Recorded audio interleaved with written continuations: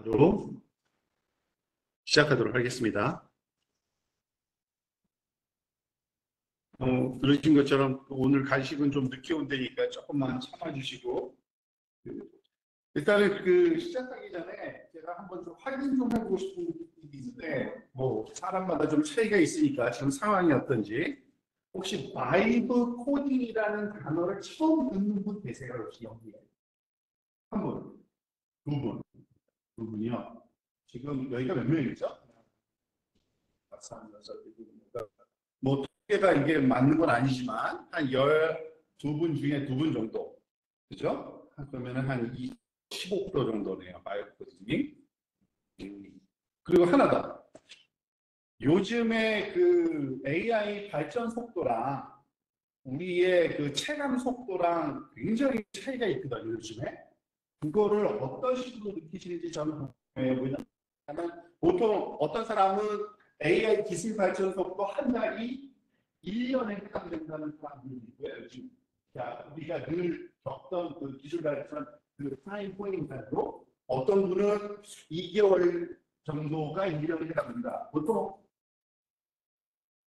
나는 몇 개월이라고 얘기할 수 있으세요? 요즘 발전 속도는 보통 기술이 1년에 발전되는 스펙 발전은 한 1개월 만에 한다, 2개월 만에 한다, 3개월 만에 한다, 그런 느낌이 있으시죠? 혹시 어떻게 생각하세요? 느낌이 생각합니다.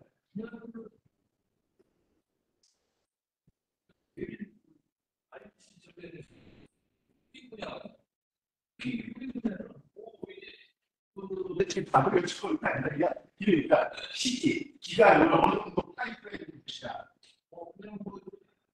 그냥 이스포에다가 공 교수님 몇 개월 정도 보세요? 느낌이 체가 1대 10, 그죠? 다른 기술의 작업 기술에 비하면 한 달 만에 1년 뒤에 일어나는 일들이 확 변하는 거죠. 그게 사람들마다 요즘에 체감은 차이 있는데 AI 진짜 맞아 전공하는 사람들 입장에서 보면은 거의 비슷한 것 같아요. 한 10배 정도의 속도를 빨라요. 이 얘기는 뭐냐면 한 달 전 기술이 작년 기술이 되는 거고요. 2달 전 기술은 2년 전 기술이에요. 보통 요즘 기술에서 1년, 2년 된 거는 옛날 기술이에요, 이미. 그러니까 어마어마하게 정신없이 지금 달려가고 있습니다.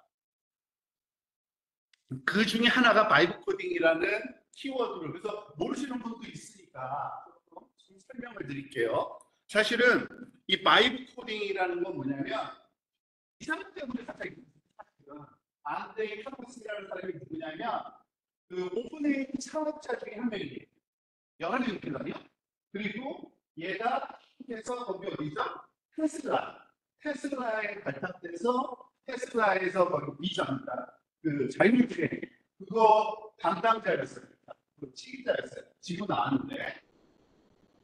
하여튼 그래서 이 사람은 AI 연구자로서 굉장히 유명한 분이에요. 그래서 이 사람이 무슨 한마디 하니까 에런 머스크가 뭐 한마디 하면 난리 나잖아요. 지금. 그죠? 샘 알트만이 한마디 하거나 일리안 사스카바가 무슨 그런 이유예요.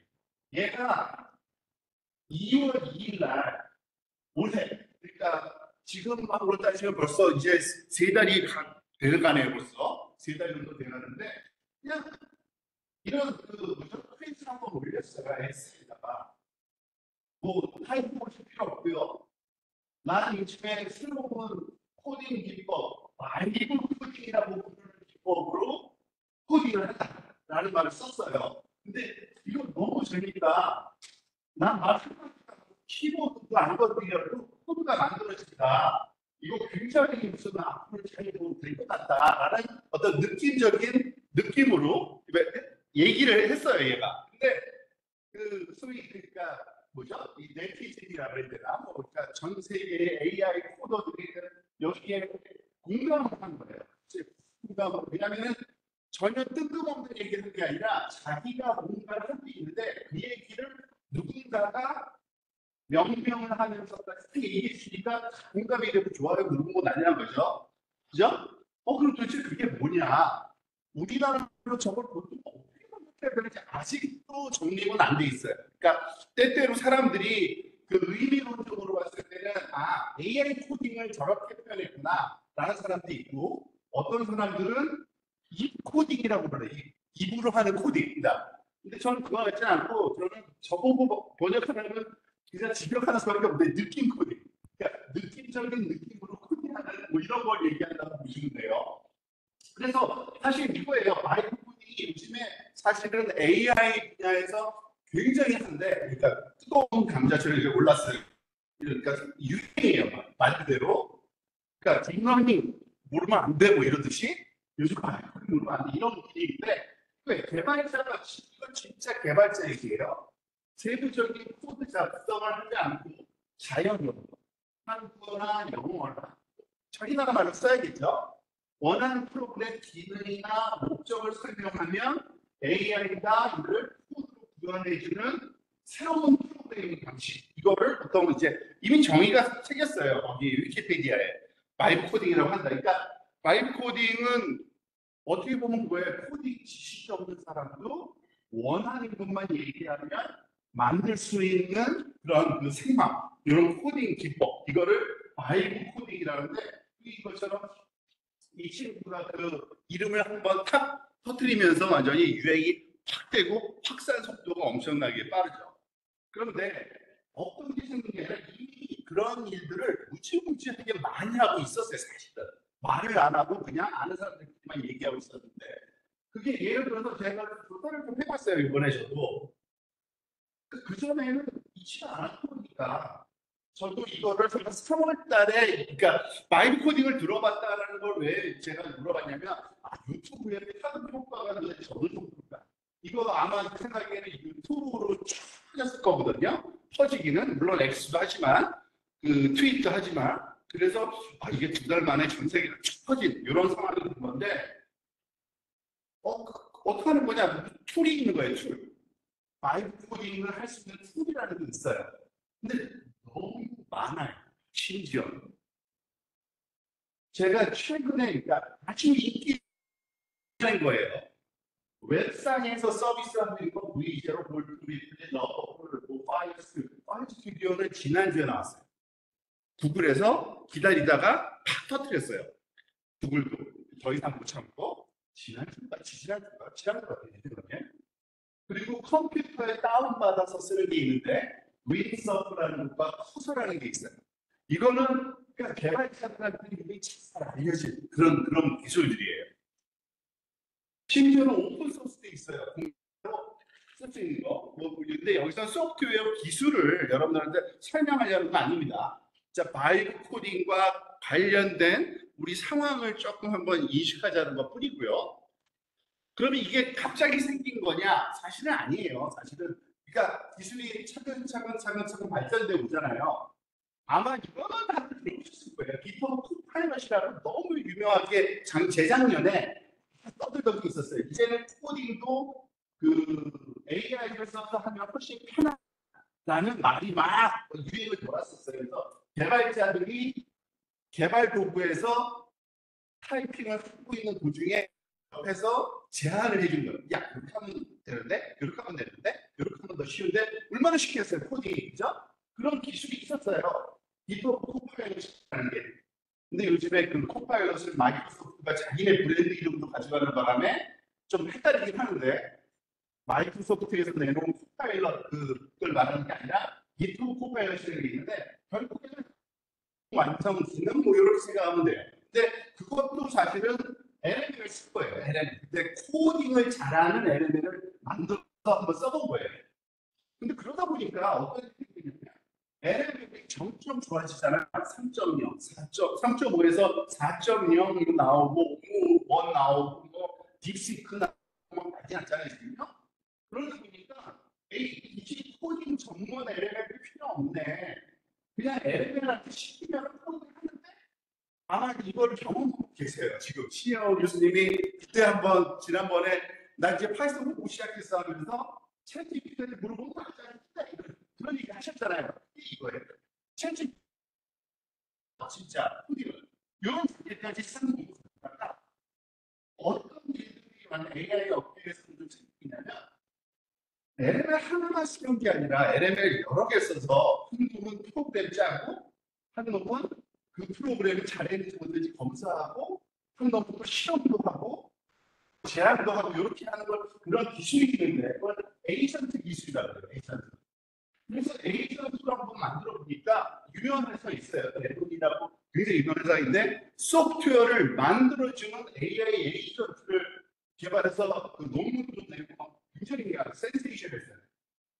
근데 얘네들은 어떻게 보냐면 그냥 성공하든지 안 하든지 그냥 만들어내는 것만 근데 만들어내기 만들어내 어마어마한 거. 그러다가 이 말이 뭐냐면 지네들이 그냥 확인하고 우리가 개입 좀 하면 안 돼? 사람이 개발자가 보다가 에이 틀렸어 그렇죠? 아예 나는 좀 안 해. 이렇게 바꿔줘. 저렇게 바꿔줘. 그러니까 소위 그 전문 용어를 휴먼 인더 루프라고 보통 부르는데 그러니까 AI가 하긴 하는데 이게 사람이 끼어들어가지고 침잠하는 거죠.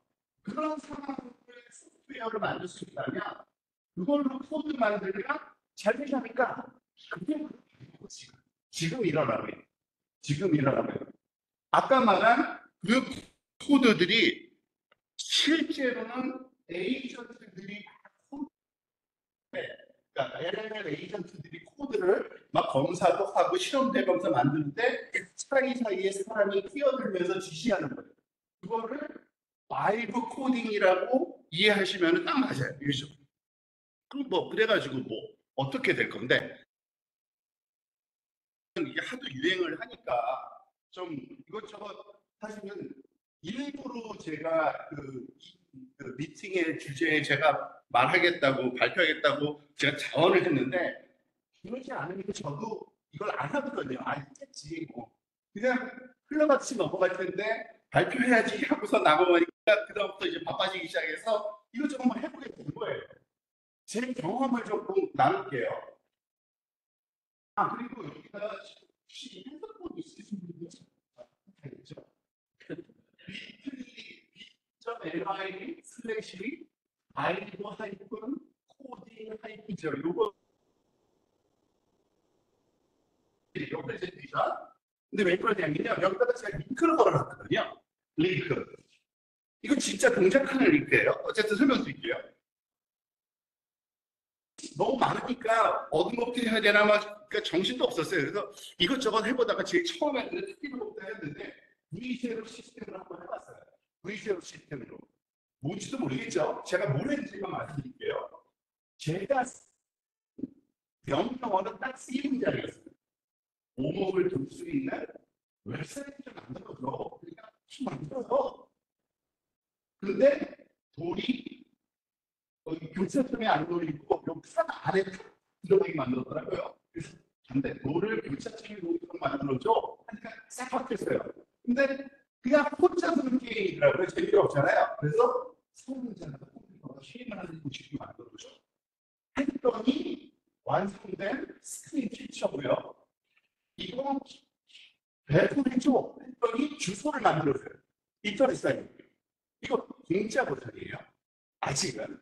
그리고 이거 영원하다 보면 유료로 바뀌는데 어쨌든 저거 할 때까지 공짜였어요. 제가 한번 보여드릴게요. 이 세 문장으로 짠 게 어느 정도의 퀄리티인지를 한번 볼 가치가 있는 것 같아서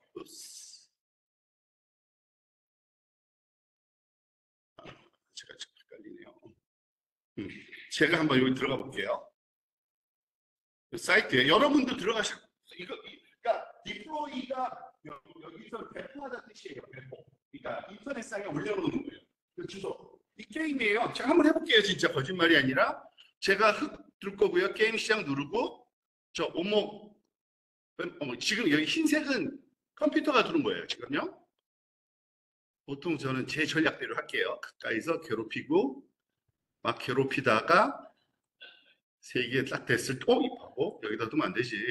얘가 그렇게 똑똑하지는 않아요. 근데 잘해요. 그죠? 그래도 얘한테 여러 번 이겼는데 내가. 많이 좋아졌네? 잘못하면 지겠네. 그때까지는 해야 될 텐데. 아, 이기겠다. 이기면 빨간색 되면서 게임 종료.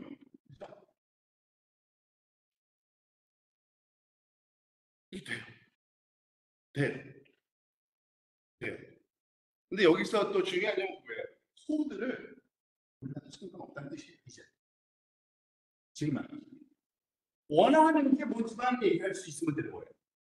아이, 뭐 저런 오목 게임이야. 너무 흔해 빠진 거니까, 그죠? 맞아요. 오목은 진짜 흔해 빠졌어요. 그래서 좀 더 난이도를 높여야지 하고, 저도 왜 그런지 모르겠는데, 저도 조금 바이어스가 된 것 같은데, 좀 더 어려운 게임을 만들기 하면서 또 한 번 해봤는데, 다른 게임 한번 해봤는데, 테트리스는 다 알잖아요. 그죠? 테트리스가 좀 오목보다 어려울까? 아, 좀 모르겠어요. 그냥 한번 해보고 싶었어요. 근데 영어로 했어요. 저도 모르겠어요. 왜 영어를 했는지. 영어로 쓰고 싶을 때가 있어요. 왠지 아직까지도 한글 잘하는데 영어로 하는 게 심각할 것 같다는 느낌이 막 들기 때문에 메이크 테트리스 게임에서 만들고 한 번에 못 만들었어요. 한 번에 만들긴 만드는데 뭔가 이상한 게 있어요. 제가 그 과정까지 설명드리긴 했는데 했더니 얘가 떨어지지 않고 여기 같아요. 그래서 스타트 드랍이라는 말을 치가 썼더라고요. 여기다가 어딘가에 스페이스에서 hard drop doesn't work, make it work correctly 이렇게 하니까 그 다음부터는 쭉 떨어지고 쭉 떨어지고 이렇게 하더라고요. 등등등 해서 근데 완벽하게는 안 돼서 어쨌든 무조건 이 정도로 제가 말을 좀 많이 했어요. 말을 여기서 말을 좀 많이 했어요. 근데 얘도 결국엔 성공했어요. 5번 만에. 한번 볼까요? 이것도 여러분 해보세요. 여러분 핸드폰에서도 가능할 거예요. 정말이지? 스타트 게임에서 제일 위에 요거 하나 버그 있는데 그거 고치려다가 그 유료로 싹 바뀌길래 제가 아이 그만해야지 하고 관뒀어요. 그 얼마 들지도 않는 거 참 사람이 구차해지더라고요 결국엔. 그리고 돌리는 게 뭐더라? 돌리는 게 이거지. 그래도 하나 정도는 클리어 해야지 이걸. 자존심이 있지. 자존심이 있지. 아, 하나. 옛날에는 되게 잘했어요.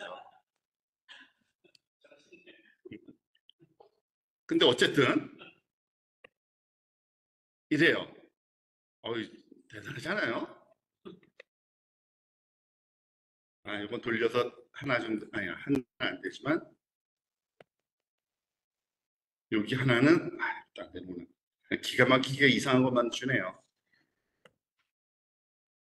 아, 클리어할 수 있겠다.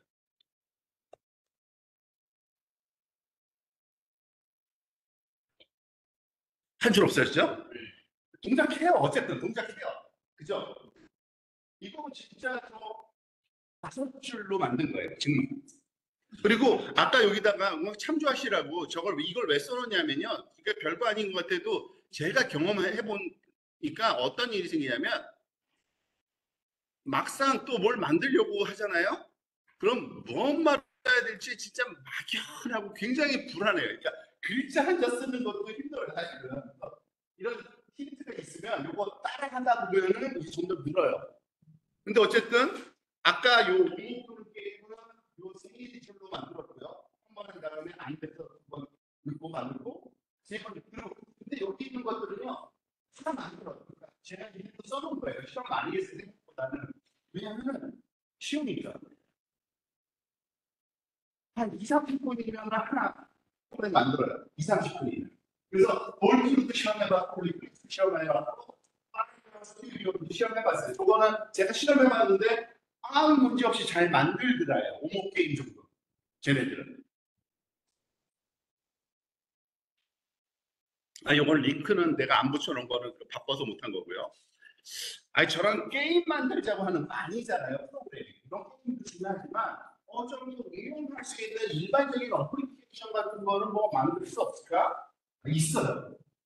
설명을 가봐야 돼요. 이것도 제가 다른 어떤 그 유튜버가 하는 작업을 런던 명소를 만들어 보죠. 앱을 만들어줘 하는 거를 흉내내서 문단으로 갖고 왔어요. 그냥. 서울 랜드마크 보여주는 사이트 만들어줘. 랜드마크는 위키피디아 참조에 구글맵 위에 표시된 랜드마크 버튼으로 이걸 하려면 뭐 어떻게 해야 될까요? 그러니까 이런 거는 솔직하게 얘기로 저희 뭐죠? IT나 말하자면 소프트웨어 관련 학과에서 4학년 학생들이 프로젝트 할 때 그 주제 난이도랑 비슷한 거예요, 사실. 그거를 서술만 쓰면 안 되죠. 한번 볼까요? 어느 정도까지 만드는지. 요거 다 지금 만드는 방식은 살아있는 소리입니다. 한번 볼게요. 발톱까지 되는 거. 오, 근데 살아있네요. 아직도. 이거 조금 전에, 그러니까 절대 오해하시면 안 되는 게 제가 잘 많이 일어나는 일이 있어요. 동작 안 하는 경우 있어요. 그러니까 뭐 해줘 하면 안 되는 경우가 있어요.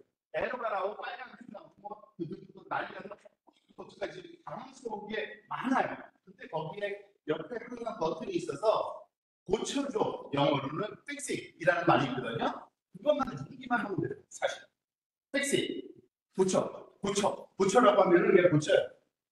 그래서 저는 이거는 한 번 고친 거예요. 한 번 고치고 마크 모양 중에서 그것도 마크 좀 이쁘게 바꿔봐라 했고, 핀 너무, 그러니까 제가 진시한 것도 아주 하찮은 짓이에요. 매니저급 무슨 뭐 시스템적인 짓도 아니에요. 사진 아무것도 못했는데 3번 했는데 결국 못하길래 에이 유료가 되길래 그만해야지 안 뜬 거거든요. 한번 볼게요. 어쨌든 어느 정도인지. 그래서 구글 맵과 관련됐나 봐요. 지금 여기 보면은 여기 어디가 보니까 그러면 디자인 플라자를 여기 왼쪽에 지금 요 사진이 안 들어와서 이거 고치려다 못 고쳤는데 아마 이게 한글인가 그래서 영어로 해서 그런가 저도 잘 모르겠어요. 그거는 못했고요. 여기 보면은 다 돼. 지금 남산타워 나오고요. 아니 지도를 가져오는 것도 힘들고 가져온 다음에 디스플레이 한 다음에 사용자가 줌인 줌아웃하고 이거 소프트웨어 엔지니어 측면에서 보면 학생들한테는 정말 하지 말라는 얘기랑 똑같은 거예요. 너 다시 해봐. 한 4년 정도 공부 더 하고 와서 다시 개발 시작해야 되지 않겠니? 디스커리징 하는 그런 정도의 난이도인데 그거를 그냥 해버려요. 5줄로 지금. 자, 좀 이거는 러버브레 한 거고요, 저요. 제가 이게 근데 제가 인터넷상에서 많은 유튜버들을 모니터링하면서 이렇게 뭐죠? 평가하는 걸 보니까 사람들마다 다 호불호가 있더라고요. 근데 진짜 어떻게 뭐 딱 얘기하기는 좀 힘들어요.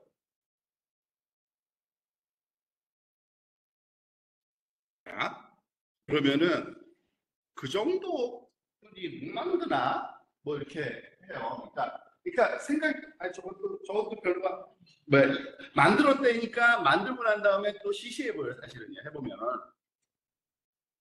좀 더 괜찮은 거 없나 뭐 이러다가 많이 하는 것 중에 사실은 여러분들 인터넷상에서요 프로그램이 무지하게 많은 것 같지만 90.9%는 인터넷 사이트예요. 사실은. 그래서 인터넷 사이트를 잘 만드는 게 진짜 중요해요. 그걸 보통 우리가 랜딩 페이지라고 많이 하는데 회사 거기 들어가는. 그래서 회사 페이지 하나 만들어 볼 일이 생겼어요. 그래서 창업을 하는 바람에 만들어야지. 이거 매출 줘야 돼요. 사실 돈 얼마씩 주고 해야 돼요.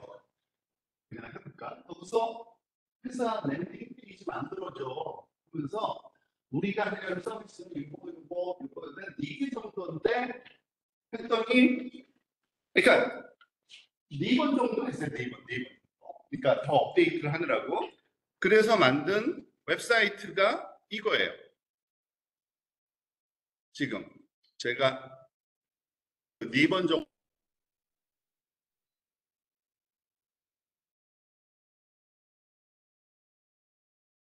안 보이네요. 겉모양만 그럴싸하겠지라고 생각할까봐 제가 클릭 다 해볼게요. 서비스 누르면 밑에 아래로 쭉 움직이고요. 특징 움직이고요. 가격, 문의하기 등등 문의하기 한번 눌러볼게요. 문의할 수 있는 기능. 그리고 이거는 제가 추가적으로 요청했어요. 그래도 글로벌하게 나가야 되는데 영어 사이트 하나 정도 있어야지 잉글리시를 다 바꿔줘요. 에이, 그래도 좀 요즘에는 그 힙한 게 좋으니까 다크 모드가 그래도 트렌드거든요. 어떻게 한번 해봐. 이거는 연결 안 해놨어요. 로그인과 이런 것들은. 근데 어쨌든 이 정도면 회사의 그 웹사이트 하나 정도면 이제 뚝딱 만들어져요. 그냥 진짜. 근데 사실은 제가 여러분들한테 그 잘 모르시는 분들을 속이면서 얘기 안 하는 게 있긴 있어요. 모든 프로그램들은 사실은 웹사이트에서 이 뭐죠? 그 사용자가 보는 거 그게 다가 아니라 그 뒤 배경에 백엔드라고 해가지고 데이터베이스라는 것도 있어야 되고 컴퓨터에서 이 사람이 사용자 맞아 틀리라고 그 인증 과정도 있어야 되고 그리고 장사를 해야 되니까 결제 붙여야 되고 이렇잖아요. 그게 다 돼. 그것까지도 돼요. 그게 뭔지도 모르지만 그게 돼요. 그냥 예를 들어서 그런 상황이에요. 그래서 그걸 한번 보여드릴게요. 근데 솔직히 이거는 제가 많이 해보니까 요거는 좀 지식이 있어야 돼요. 그거에 대한 내가 하는 게 뭔지 알고 해야지 모르면 못해요. 이건 그러니까 웹페이지는 하도 많이 봤으니까 야 이거 뭐 빨갛게 야 이거 천천히 올라가는 모양 그런 것도 봤잖아요. 한 번이라도 그죠? 그게 뭔지 어떤지는 몰랐고 그런 건 다 할 수 있는데 백엔드가 뭔지도 모르고 DB가 뭔지도 모르고 인증이 뭔지도 모르는데 그런 걸 붙여서 하면은 얘가 붙인 건지 안 붙인 건지도 모르잖아요. 그러니까 그런 후보들이 하나 있긴 해요. 그런 그 내가 그 구현하고자 하는 그 기능의 그 소위 의미가 뭔지는 알고 있어야지만 되는 기능들이 있어요. 예를 들어서 이게 가장 그 유명한 것들 중에 하나가 그 뭐죠? 그거는 뭐죠? 소프트웨어 개발할 때 아마 이것도 그 헬로 월드급 예제인데 그뭐 할 일 정리하는 거 투두리스트라고 하죠. 투두리스트 만드는 거예요. 근데 투두리스트가 간단해 보이지만 이게 모든 기능을 다 할 수 있거든요. 사용자 등록, 사용자 입력, 사용자 인증, 데이터베이스 저장, 지우기, 쓰기 다 있어요. 간단하지만 그래서 그 교수님들이 요 예제를 그 학생들한테 굉장히 많이 줘요. 이걸 다 할 줄 알면 진짜 웹하는 기본적인 기능을 다 이해하는 거예요. 그래서 하는 건데 그거를 해봤는데 요거는 뭐 yes or no 쉽지 않고 쉽지 않고 왜냐면 이거 사실 오늘 아침에 해본 건데 그 파이어 스튜디오를 해보니까 처음에 했더니 앞에서 그냥 고쳐 세번 눌렀더니 됐어요. 그냥. 그런데 여기서도 제가 실패한 게 있긴 해요. 백엔드 붙이는 건 좀 실패했어요. 구글은 지네들은 쉽게 만들어놨다 그러는데 제 생각에는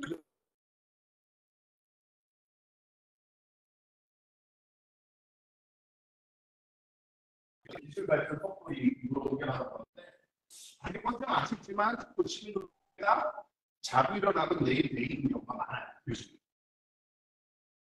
기억하실 겁니다. 아마 여러분들 2달 전에 제가 그 노트북 LM 소개시켜줬잖아요. 그 사이에 어마어마한 업그레이드가 된 거 알아요? 노트북 LM이. 유튜브 보시는 분들 거에 아마 한글 지원 이제 완벽하게 돼요. 그 팟캐스트가 한글로 바뀌어서 지원되기 시작했어요. 그거 반드시 해보세요. 그리고 마인드맵 기능도 넣었어요. 그래서 뭐죠? 이 그래프 머메이드 그래프식으로 해가지고 그 논리적인 정리가 너무 잘 돼요. 그러니까 한번 그거 꼭 해보시기 바랍니다. 자, 이거는 그 오늘 아침 구글 그 파이어 스튜디오를 가지고 소프트웨어를 만들었다고 했더니 제가 한 줄짜리 거 만든 거예요. 그죠? 아, 두 줄이구나. 한 줄로 바꾼 것까지. 두 줄. 제가 능력하고 딱 두 줄이에요. 그랬는데 여기까지 만들었어요. 한번 볼게요. 예를 들어서 작업 내용은 항목이라고 할게요. 항목 2라고 하고 이렇게 날짜까지 이렇게 그러니까 제가 생각하지도 못한 상식적으로 보통 이런 거 만들 때 이렇게 만드나 봐요. 날짜까지도 이렇게 듀데이까지 해가지고 추가하면 생기죠? 생기고 만약에 또 하나 더 하면은 홈워크 2 만약에 학생이 여기까지 오면 옛날 같으면은 A 플러스 줬을 거예요. 솔직히 그냥 여기까지만 해와도. 그럼 자기가 만들면은 정말 그런 정도면 대단한 실력이거든요. 자, 홈워크 1, 2 있죠? 그래서 하나를 제가 체크하면은 이미 완료된 작업으로 넘어가고 그리고 옛날 거 지워버리려면 지우려면 지울 수도 있고 막 이래요. 요거는 제가 오늘 아침에 아까 그 솔직하게 말씀드리는 겁니다. 그 백엔드 붙이려다 실패해가지고 에이 그러면 안 되는데 어떻게 방법 없을까 하고 여기 러버블에서 제공하는 거는 백엔드 붙이기 쉽더라고요. 해봅니다. 그래서 한번 해봤어요. 이것도 완성도는 약간 떨어지는데 보세요. 뭐라고 했지?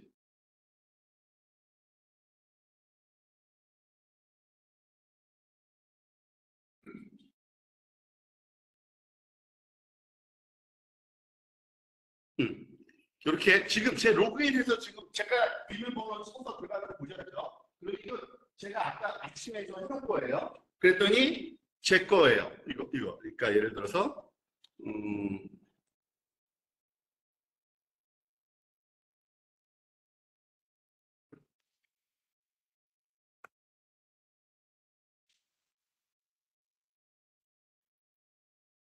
AI 소모임하기 일주일 뒤라고 이렇게 해놓을게요. 그러면은 떠요. 그리고 옛날에 해놓은 거 체크해서 끝난 거 지워버리고 그게 다 돼요. 갖다 들어오면 그대로 또 살아있고. 이거는 정말 그 데이터가 얘네들이 왜 저렇게 저런 그 뭐죠? 뭐라 그래야 되나?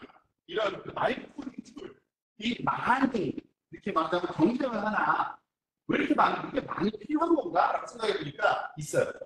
회사마다 어떤 회사는 백엔드 붙이기 쉬운 회사가 있고, 어려운 회사가 있고, 또는 공짜로 그걸 제공해 주는 회사가 있고, 뭐 등등등 조합이 엄청나요. 지금 보니까. 아직 말도 못하게 여기 싸우고 있어요. 근데 아직도 큰 시장 같아요, 이게. 지금 해보니까. 정말. 왜냐면은 그때그때마다 기분이 저도 바뀌어요. 아유, 난 이거 차라리 이거 써야겠다. 제 개인적 경험은 V0하고 러버블이 오히려 나은 것 같아요. 그러니까 웹상에서 내가 다운로드 받을 필요도 없고, 웹상에서 DB를 만들 필요도 없고, 아예 자동으로 만들어주고 막 이런 게 있거든요. 그런 것이 편하잖아요. 뭐 나중에 스케일러블하게 만들 때는 뭐 전문가가 달라붙으면 얼마든지 더 고칠 수가 있는 거예요. 자, 지금 상황입니다. 이게 상황이에요. 지금 그러니까 이런 데까지 왔는데 이거를 사실은 조금 정리를 해보니까 이거예요. 결국에는 기업 환경이 어마어마하게 지금 변하고 있는데 이것 때문에 이거는 뭐 어떻게 어떤 문구에서 사실은 이거 뭐 챗GPT를 활용한 거니까 솔직히 약간의 그 인터넷 자료를 활용한 그런 용어는 없지만 챗 픽셜이에요. 챗 GPT가 생각하는 생각이에요. 그랬더니 이게 마케팅인 거 제가 몰라낸 거예요. 이제는 주니어 일반 개발자 채용이 감소될 게 뻔해요. 그죠? 그리고 그 대신에 오히려 기존 인력한테 너 빨리 저거 바이브 코딩하는 거 배워 이거 해. 기존의 애들한테 자를 게 아니라 그런데 이게 단순히 아니라 이거는 여기저기서 많이 들어요. 아까 얘기하신 챗GPT를 그냥 쓰는 거, 그냥 바이브 코딩이 아니라 챗GPT를 활용해서 코딩하면은 생산성이 이거는 좀 약하게 엄청 큰 것 같아요. 5배나 그러는데 난더클것 같아요. 일단 생산성이 엄청 올라가요. 근데 심지어는 바이브 코딩 AI 에이전트를 써서 하면은 더 올라가요. 그게 뭐냐면 기존의 그 소프트웨어 디벨로핑 하던 거보다 한 10배는 더 퍼포먼스가 좋아질 수밖에 없는 지금 상황에 처했다고 보면 돼요. 그래서 뭐 모르겠어요. 기업의 입장에서 보면 결과물이 굉장히 빨리 뭐 예를 들어서 홈페이지 하나 만들어 주세요. 내일 오후까지 만든다. 딱 이렇게 나올 거예요. 그냥 아마. 번만 봐주세요. 멜리시도 낚이도 짧을 거고. 그리고 결국엔 그런 사람 써야지만 기업에서도 경쟁력이 있으니까 AI 데이터 전문 수요, 그 직무 수요가 급증할 거다라는 겁니다. 사실은. 그런데 사실은 제가 또 개인적으로 이건 약간 좀 개인적인 의견이긴 해요. 엄청나게 1인 창업 시대가 이제 확 열릴 것 같아요. 이것 때문에. 그러니까 보통 그 이제 창업을 해야지 하면 생각할 때 어떤 일이 제가 경험을 해보니까 느끼는 건데 아이디어가 있어요. 보통 창업해야 하는 사람. 그죠? 근데 그거를 진짜 구현하려면 돈이 있어야 돼요. 왜? 할 수 있는 사람, 구현할 수 있는 사람을 고용해야 돼요. 그것 때문에 돈이 필요해요, 사실. 응? 근데 이제는 아이디어만으로 웹 코딩, 월 결제 20불 또는 좋은 거를 50불짜리 하면 그냥 혼자 다 가능해요. 근데 이거를 사실 할 얘기가 굉장히 많은데 이건 오늘 주제는 테크니컬 쪽으로만 좀 얘기해 보고 싶고요. 이건 다음번 모임에 제가 일부러 세이브해 놓은 거고 경영대 교수님이거나 아니면은 그 자기 그 도메인이 있으신 분들, 자기 전공 도메인 그 부분들 많이 모시고 얘기를 하고 있는 건데 나중에 기회 되면 또 다시 한번 말씀드리겠습니다. 그러면 라이브 코딩 시대가 지금 이제 와버렸는데 이게 와버린 거예요.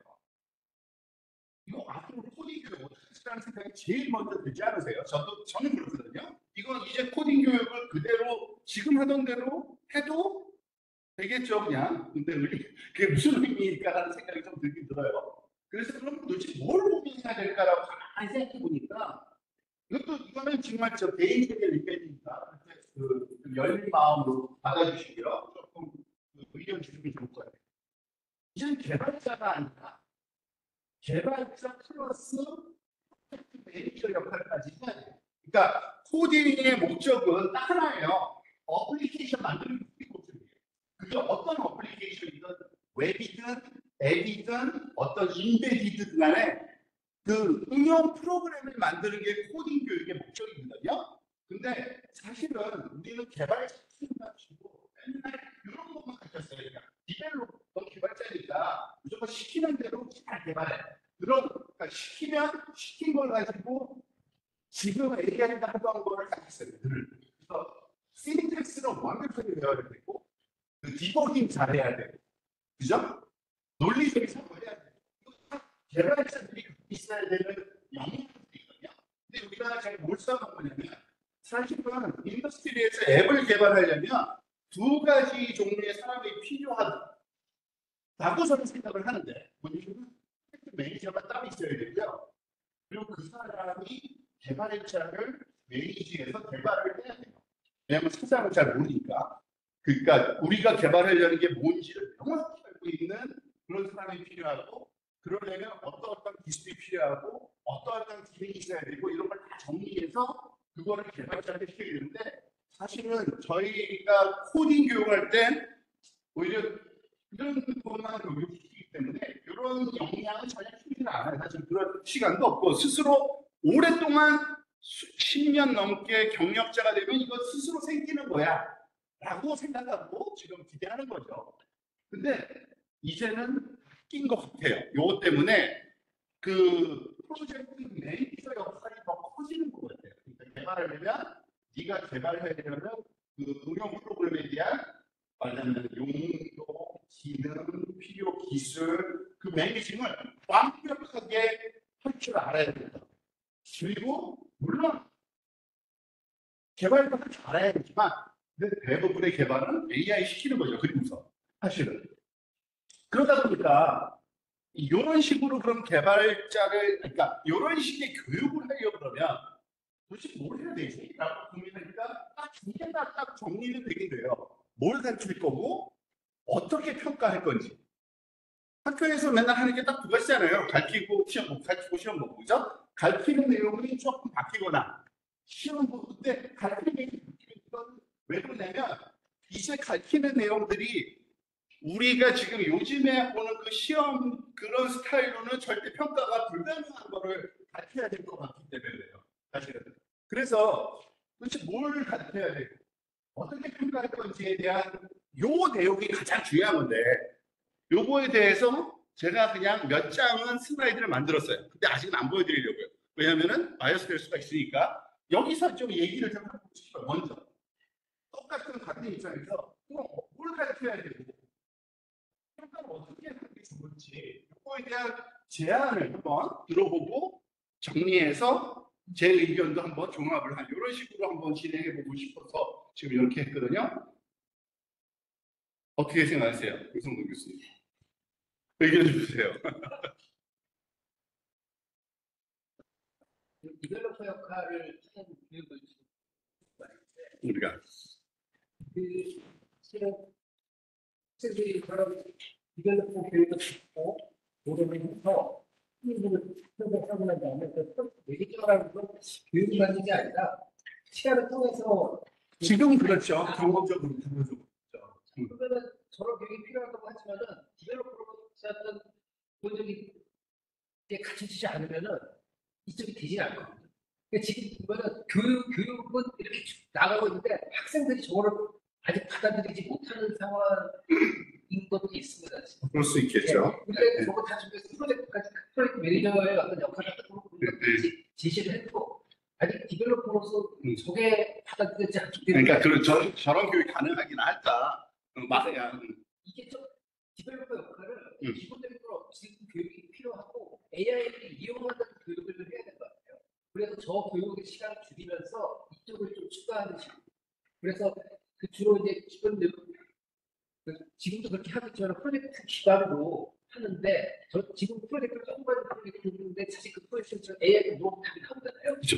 근데 그런 답이 나오는 거면 조합해가지고 뭔가 좀 더 의미 있는 결과를 만드는 거 그게 이제 프로젝트 매니저의 과정이 될 수 있으니까 그렇죠. 그런 식으로 진행돼야 된다고 생각하는데 그럼 이제 문제는 이제 평가거든요. 그죠. 평가는 ABCD로 할 수가 없어요. 그리고 평가는 팀을 이뤄서 해야 된다고 보고 팀평가. 네, 팀평가고 그 팀평가를 이게 자신들이 이제 회사에 취업을 해서 평가자의 역할을 한다는 그런 역할을 부여하고 저는 솔직히 그런 것좀 진행을 했거든요. 창업학과 그렇죠.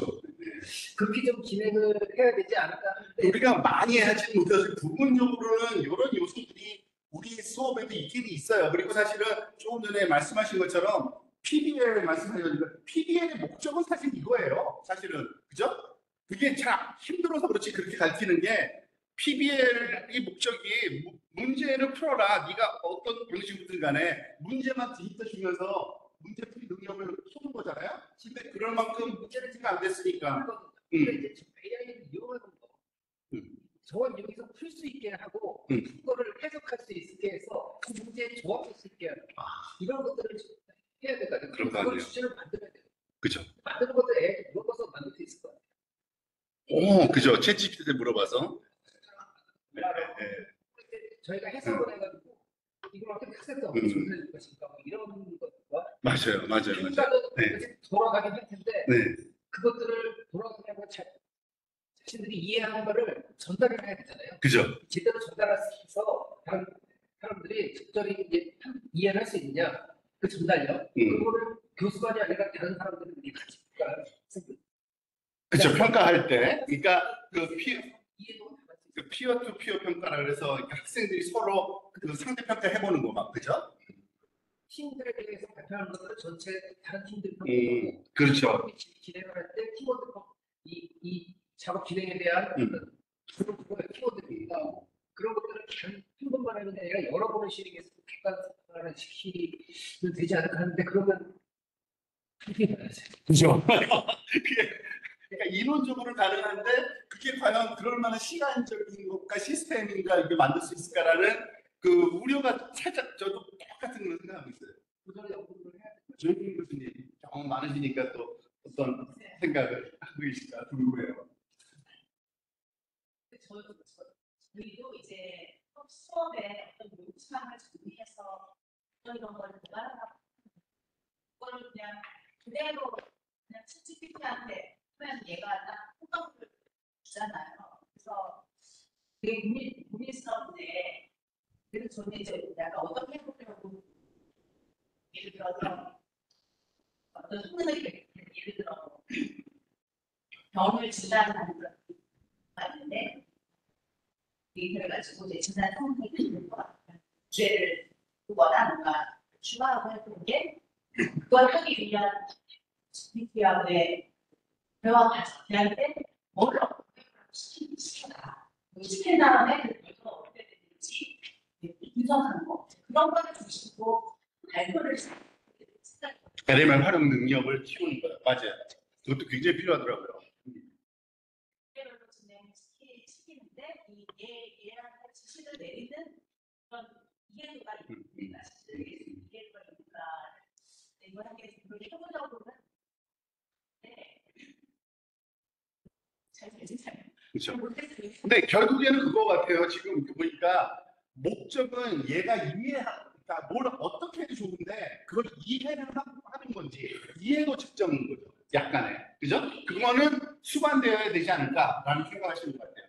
이해도 측정.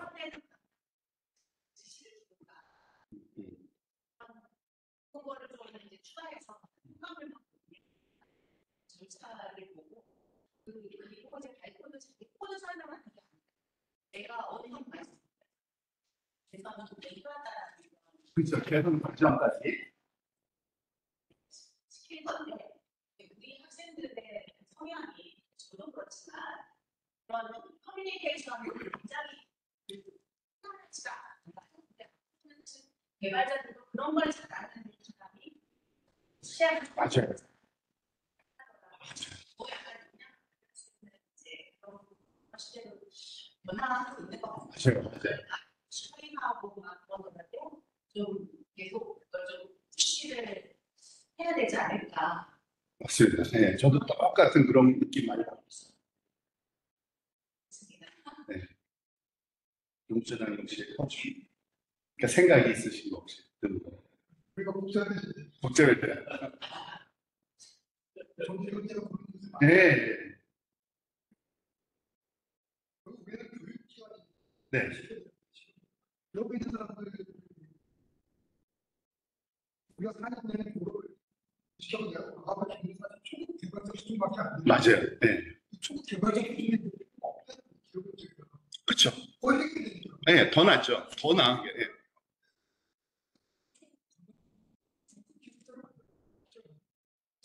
네, 네, 네. 뭐, 어떻게 극복하고 급하게라도 만들어내.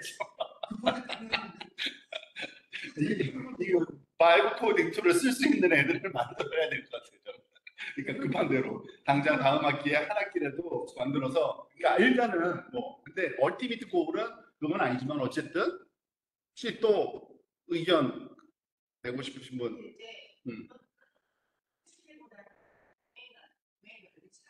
그렇죠. 맞아요. 그런 것도 알아야 되고 이제 능력을 잘 제시할 수 있는 그런 능력이 필요한데 그거는 그 개발자로서의 트레이닝이 좀 많은 거 아닌가? 개발자는 진짜 노력을 해야 되나 그런 분위기가 있는 것 같아요. 그리고 그런 결국은 그런 개발자들이 계속 좋은 걸 보여주지 않는 사람이 좋은 무대를 보여주지 않으면 AI가 할 수 있는 거는 지금 문제된 거니까 그 AI가 새로운 정보를 줄 수 있는 그런 사람 정말 소수이겠지만 그런 사람들이 필요할 것 같은데 그렇죠? 지시를 하는 거는 알아야 지시하지. 그렇죠. 뭘 모르면 아무것도 못하죠. 예, 예, 맞아요. 생각이 없으면 아무것도 못해요. 내가 가장 낮은 네, 네, 옛날에 네. 이런 그렇죠. 맞아요. 학생들한테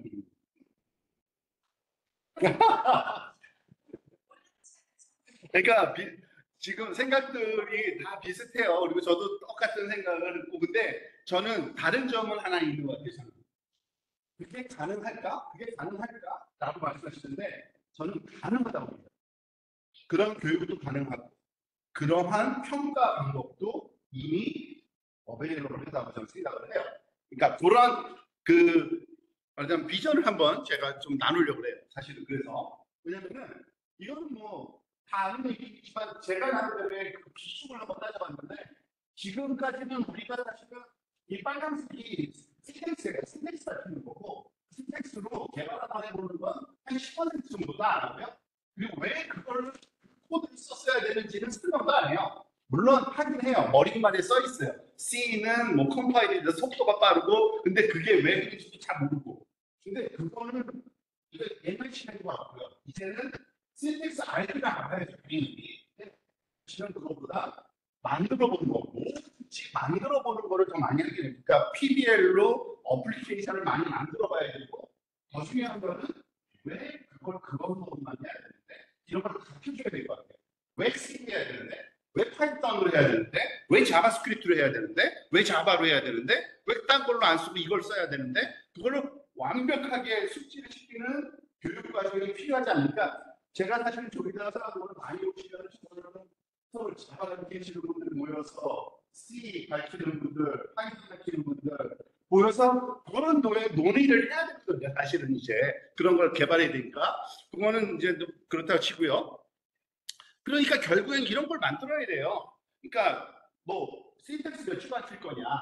그 다음에는 어플리케이션은 어떤 걸 언제부터 시작해서 몇 주간 할 거냐. 뭐 타입은 내가 그러니까 마음대로 지금 아무렇게나 막 써놓은 거예요. 이거요. 그렇지만 어쨌든 제일 중요한 건 신텍스는 비중이 40% 미만으로만 가야 되고 50% 이상은 반드시 어플리케이션을 그걸로 개발할 수 있는 응용 프로그램 경험을 시키는 거는 반드시 해야 된다라고 저는 생각이 좀 들고 있고요. 지금 그런 거를 여러분들한테 근데 문제는 그거죠. 제가 도대체 저걸 와이드 코딩을 할 줄 알잖아요. 대신에 게 있잖아요. 제가 안 했고 나간 거야. 아무 의미가 없어져요. 잘못하면은. 그래서 사실은 심층적인 인터뷰를 통해서 학생을 평가하는 수밖에 없겠다라는 생각이 들어요.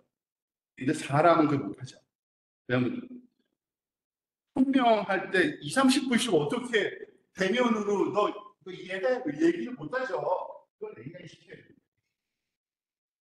그래서 기능을 얘기해야 기존을 얘기해야 문제 해결 과정을 이해하고 어떻게 개선 아까 말씀하신 그 요소들 있잖아요. 그죠? 그 요소들을 평가하는 AI를 만들어서 써야 되는 거예요. 저거 쉽지 않아 보이는데 라는 생각이 살짝 드실 것 같아요. 근데 그 요즘에 제가 처음에 말씀드린 게 기술 발전 속도가 한 달이면 1년이라고 했잖아요. 진짜 이미 그래요. 이게 우리가 잘 쓸 줄을 몰라서 그렇지 이미 이 정도는 이거를 그 루틴하게 쓰려면 어떤 조금 그 소위 기업이 좀 달려들어서 좀 주의 조건이 필요하긴 한데 기능적으로는 이해도를 수치화해서 자동화서 시키는 거예요. 그래서 제가 저도 사실은 이 발표를 준비하기 전에 여기까지만이었어요. 여기까지, 요 전까지. 그러다가 이 발표를 준비하면서 이거 데몬스트레이션을 안 하면 이게 컨텐츠 아니잖아요. 그죠? 그래서 고민을 해봤어요 한번. 이렇게 되면 도대체 어떻게 해야 되나 생각해 보니까 여러분들 알 거예요. 챗GPT의 GPTS 기능이 있는 거 아시죠? GPTS 기능이 뭐냐면은 내가 지시하고 하는 내용이 길 때 그거를 시스템 프롬프트로 넣어놓고 그걸 써서 말하자면 그렇게 행동하게 만드는 거거든요. 제가 그래서 이거 만들어 본 거예요. 이거는 좀 물어볼 필요가 있을 것 같아요. 아자하게 있는 몇 군데는. 당신은 학생의 소프트웨어 결과물에 대한 이해도를 심층 인터뷰를 통해 평가하는 평가관입니다. 이런 거를 한순간을 주고요.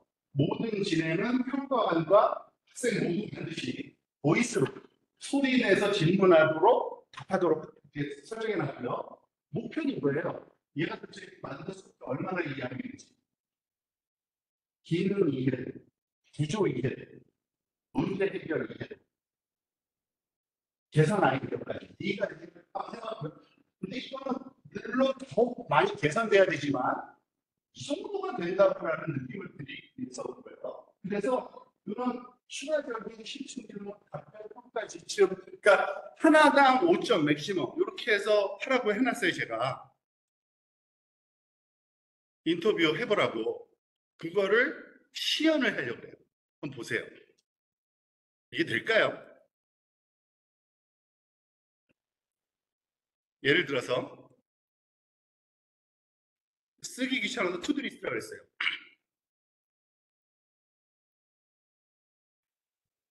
안녕하세요.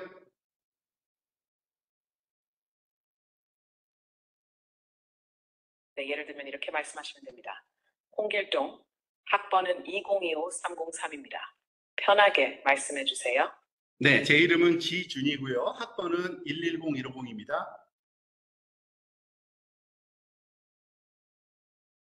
감사합니다, 지주님. 학번 110150 확인했습니다. 이제 본격적으로 인터뷰 들어갈게요. 주제는 To-Do List 시스템이라고 하셨죠? 첫 번째 질문 드릴게요. 이 To-Do List 소프트웨어의 주요 기능은 무엇이며 각각은 어떻게 동작하나요? 자세히 그리고 소리내어 설명해 주세요. 네, 투두리스트는 사용자가 할 일을 정리하는 그 응용 프로그램인데요. 사용자가 로그인해서 자기 할 일을 입력하고 그리고 그 할 일이 끝났으면 체크해서 지우고 이런 정리하는 소프트웨어입니다.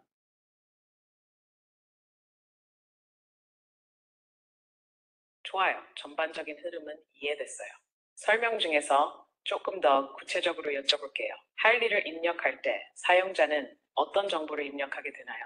예를 들면 단순한 텍스트인지 마감일 같은 부가 정보도 입력 가능한지 설명해 줄 수 있어요.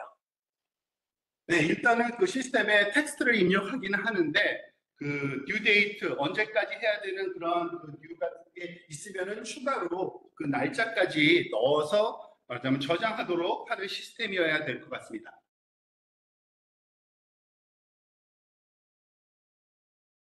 좋아요. 그러면 기본은 텍스트고 필요하면 마감일도 같이 넣을 수 있는 구조군요. 그럼 이 기능이 작동할 때 내부적으로 어떤 데이터 처리가 일어나는지 설명해 줄 수 있을까요? 예를 들어 사용자가 할 일을 입력하고 저장을 누르면 데이터가 어떤 형식으로 저장되고 어디로 전달되나요? 네, 그러니까 이 투두 리스트는 백엔드에 데이터베이스가 있어야 되고요. 사용자마다 데이터베이스에 할 일을 정리해 놓는 테이블이 있어야 됩니다. 그래서 그 테이블에 저장이 되고 사용자가 로그인하면은 그 테이블이 불려와져서 보여지는 그런 시스템으로 동작돼야만 되겠죠.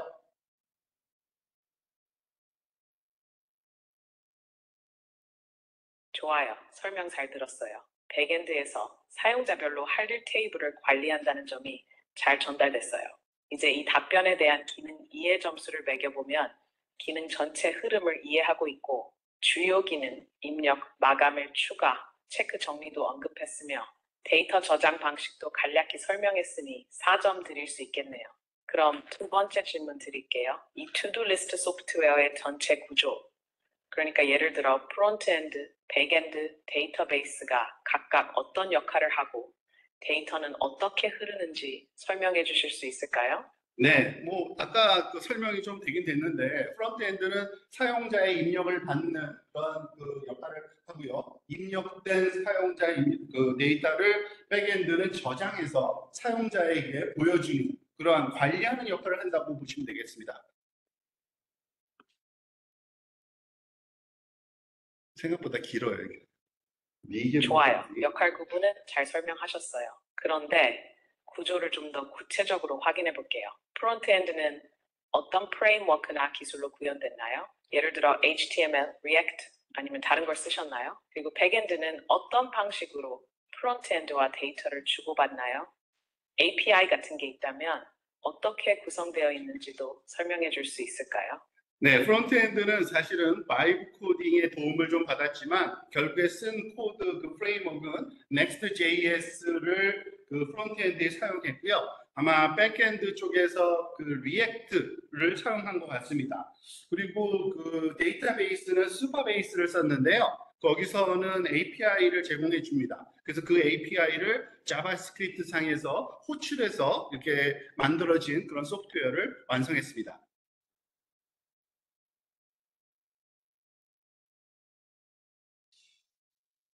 좋습니다, 지주님. 기술 스택과 데이터 흐름 설명이 구체적이네요.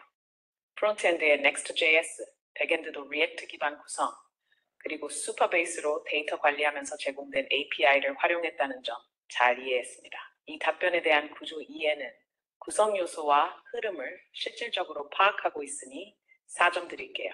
다음 질문 드릴게요. 개발 과정 중 가장 어려웠던 문제는 무엇이었고 그것을 어떻게 해결했나요? 너무 시간이 길어질 것 같아서 끝나도록 하겠습니다. 이거를 그러니까 지루할 정도로 아주 그냥 지루하게 물어봐요. 그리고 물론 이게 뭐 많이 틀려요, 점수가. 근데 생각보다 잘해요. 그러니까 기능적으로 기술이 이미 있다는 거를 지금 말씀드리는 거예요. 이미 이거를 진짜 쓰기만 하면 되는 거예요, 이제는. 그리고 써야 되고. 더 이상 그 페이퍼에서 그 말하자면은 기억력 테스트는 의미가 없잖아요. 이해도가 테스트가 제일 중요하잖아요. 그죠? 지금 이거는 소프트웨어 관련돼서 제가 만든 거지만 이거는 각 도메인마다 질문들을 잘 만들면 정말 누가 봐도 정말 제대로 된 평가, 그리고 출석하는 거 중요하지도 않고 공부 열심히 하는 거 중요해도 아는지 모르는 게 제일 중요하잖아요. 그러니까 그거를 할 수 있는 툴이 이미 있다라는 거를, 그리고 그게 바로 이제 판매에 또 들어가겠죠. 누군가는 또 포장해서 이런 거 제품이 있는데 사서 쓰세요라고 나올 거예요. 한두 달 안에 진짜 그럴 겁니다, 진짜. 지금 이 평가가요. 그러니까 이제 마이크 코딩으로 코드리스트 시스템을 만들라는 에게 뭐 과제나 프로젝트 주고 그거에 대한 평가를 이렇게 하시는 분이 지금 그러니까 아까 말씀하신 대로 얘는 평가관이고요. 평가관한테 어떤 거에 대해 평가할지는 미리 얘기를 안 해놓고 그거는 프롬프트 여기서 인정하게 돼 있는데 귀찮잖아요. 그래서 제가 앞부분에다가 한 3개 샘플 만들어 놓은 거예요. 투두리스트 평가, 그 시스템을 이해하는지 평가해줘. 그리고 또는 다른 SNS 서비스 만드는 소프트웨어 시스템 디벨로핑 결과에 대해 이해도 평가해줘. 이렇게 한 거죠, 제가. 학생들은 이제 마이크 코딩 통해서 결과물을 만들어냈는데 그 결과물에 대한 어떤 후기 같은 거를 학생들이 설명을 우리들이 확인할 수 있는 제가 그 정도의 시간 듣고 파이팅 기능이 있어서 네 시스템 또는 이거 다 그거 다 뭐라 그러죠? 링크도 되고요. 파이도 없는가 결과물을 갖고 오게 한 거예요. 그 다음에 보여주죠. 오히려 그 평가관이 이제 그걸 해서 AI가 그거 보면서 할 수 있는 거죠. 그건 드는데 학생들이 다 담으려면은 마이크 코딩 통해서 만든 결과물에 대해서 자기들이 이해해야 될 것 같은데 네. 그걸 이해하기 위해서는 지금 수준보다 더 많은 교육이 필요할 것 같은데요. 지금 어렵잖아요. 거기서 나온 결과가 좀 어렵잖아. 공인품질이잖아요. 근데 그거를 학생들이 이해하려면 지금 말씀하신 것들 대답을 딱딱 하셨는데 그런 것들을 하나가 아니고 한 교과목에서 다 전달되기 어려운. 한 학기가 15주고요. 그래서 매주 3시간 이상 학생들과 할 때 거기서 가르쳐야 될 게 많은 거죠. 네. 맞아요. 그때 이제 학생들이 AI 도움을 받아서 같이 공부를 함으로써 지금 공부하는 것들에 대한 어떤 효과라거나 그러니까 학생의 성취도를 높이는 방향이 일단 필요하지 않을까 생각이 돼요. 그렇죠. 네.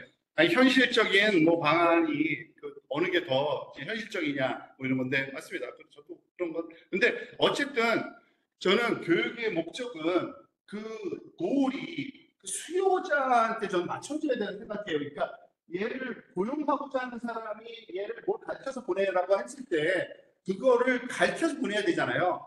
근데 그 요구되는 그 역량이 우리가 지금까지 하던 거는 아니라는 거는 확실해진 거예요, 이제요. 왜냐면은 이미 다 할 수 있으니까, 기계로. 좀 더 다른 건데 그 역량을 가르쳐야 되는데 그 역량을 가르치는데 가장 큰 문제가 평가는 진짜 황당하네 이러는데 아닙니다. 평가도 거기에 맞춰서 비스무리하게 할 수 있는 환경이 지금 갖추어지고 있다는 거를 좀 설명드리는 거예요.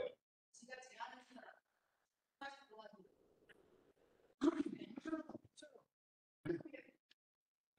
그러니까 우리 이 모임이 제일 중요한 게 그거예요. 그러니까 자꾸 써보고 이거 써봤더니 이런 프롬프트가 대박이더라고 공유가 돼야 돼요. 자꾸. 지금 처음 해보는 거잖아요. 아무도 원래부터 태어날 때부터 AI 안사는 어디 있어요? 나온 지가 지금 한 달 전에 나온 기술인데, 그죠? 다 처음 보는 거예요. 근데 그걸 보고서 어떻게 활용할지 이렇게 쓰면은 빨리빨리 되더라. 뭐 이런 거를 서로 공유하면서 이제 더 나가야겠죠.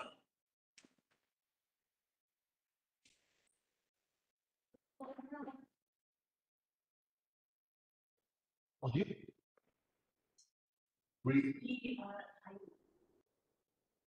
블리츠. 리스크 치팅이요?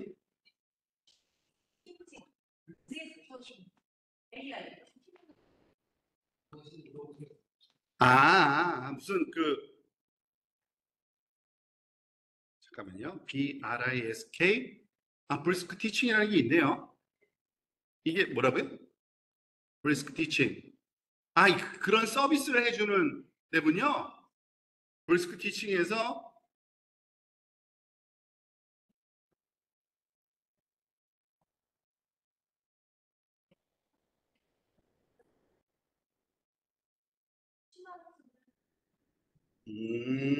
그러니까 그 학생들 평가하는 시스템을 자동화 AI를 써서 하는데 거기에 그 다양한 기능 중에 하나가 그런 대화 형식의 그런 것도 아마 내장돼서 서비스를 한다 이게 있을 거라니까요. 음.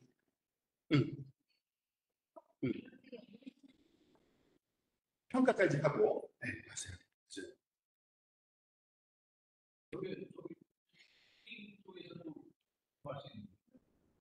그냥 있어요. 지금 사실은 코딩 얘기는 바이브 코딩으로 끝난 거고요. 사실은 모든 게 다. 그러니까 저는 요즘에 그런 생각이 많이 들어요. 이런 게 될까? 이런 게 됐으면 좋겠는데 있어요. 생각은 있어요. 거의 있어요. 진짜.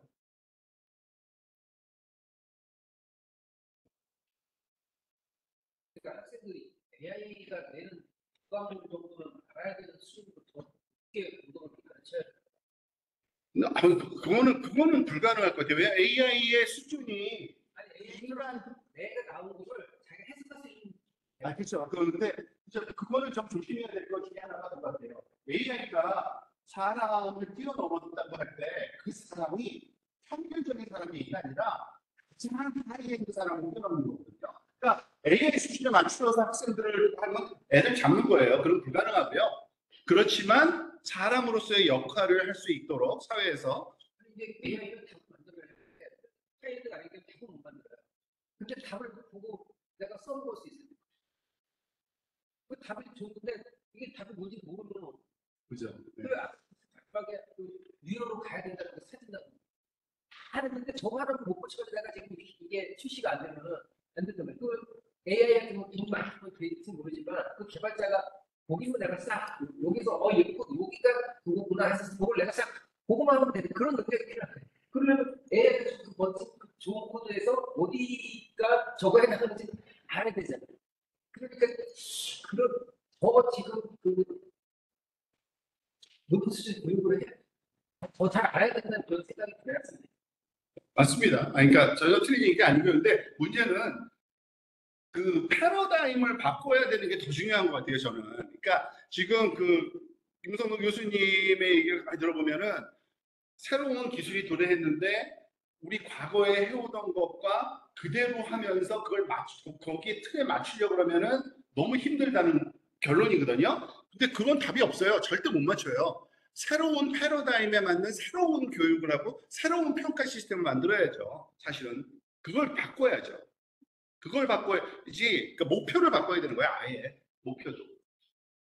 우리가 하던 목표를 그대로 확장해서 더 밀어내는 건 저는 그건 아니라고 생각해요. 지금 달라진 것 같아요. 아예. 네, 그럼 오늘은 여기까지만 하겠습니다. 감사합니다.